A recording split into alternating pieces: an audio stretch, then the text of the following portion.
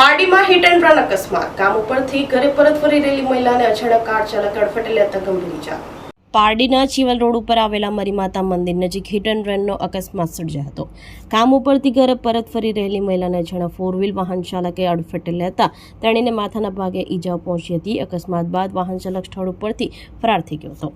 પ્રાપ્ત માહિતી અનુસાર હનુમાન ડુંગરી બાલડા રોડ તળાવની પાળ ખાતે રહેતા યોગેશ જંદુભાઈ વાનખેડે પારડી નજીક આવેલ એક ખાનગી કંપનીમાં નોકરી કરી પરિવારનું ગુજરાન ચલાવે છે.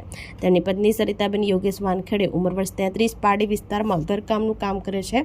ગત તારીખ 7 જૂનના રોજ રાત્રે સરિતાબેન કામ ઉપરથી ઘરે પરત ફરી રહ્યા હતા. આ દરમિયાન રાત્રિના આશરે 10 વાગ્યાના સમયે પારડીના મરીમાતા મંદિર પાસે ચીવલ રોડ વિસ્તારમાં જેણે ફોર વ્હીલ ચાલકે બેફામ અને ગફલત રીતે હંકારી તેમને અડફેટે લીધા હતા. અકસ્માત ગંભીર હતો કે સરિતાબેનને માથાના ભાગે ગંભીર ઈજા પહોંચી હતી અને ચહેરા પર પણ ઈજાઓ પહોંચી હતી. સ્થાનિક લોકોએ તાત્કાલિક 108 એમ્બ્યુલન્સને જાણ કરી સરિતાબેનને પારડી હોસ્પિટલ ખાતે ખસેડ્યા હતા.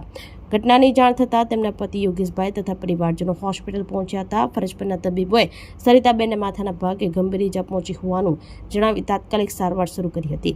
અકસ્માત સમય અંધારો હોવાથી ઈજાગ્રસ્ત મહિલા બેભાન હાલતમાં હોવાથી વાહન અંગે કોઈ ચોક્કસ માહિતી મળી શકી ન હતી. ત્યારબાદ આસપાસના લોકો પાસેથી જાણવા મળ્યું હતું કે અકસ્માત સર્જનાર અજાણ્યો ફોર વ્હીલ વાહન ચાલક ઘટના બાદ સ્થળ ઉપરથી ફરાર થઈ ગયો હતો. આ અંગે યોગેશ ચંદુભાઈ વાનખેડે અજાણ્યા કાર ચાલક વિરુદ્ધ પારડી પોલીસ મથકે ફરિયાદ નોંધાવી હતી. પોલીસે હિટ એન્ડ રનનો ગુનો નોંધી આગળની તપાસ હાથ ધરી છે.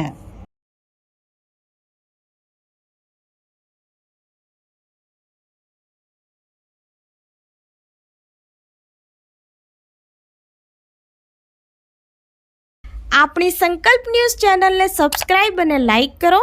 બેલ આઇકન દબાવો જેથી આવનાર ન્યૂઝ અપડેટ્સની નોટિફિકેશન આપના મોબાઈલ પર સૌથી પહેલા પહોંચે. Like, subscribe and share the video.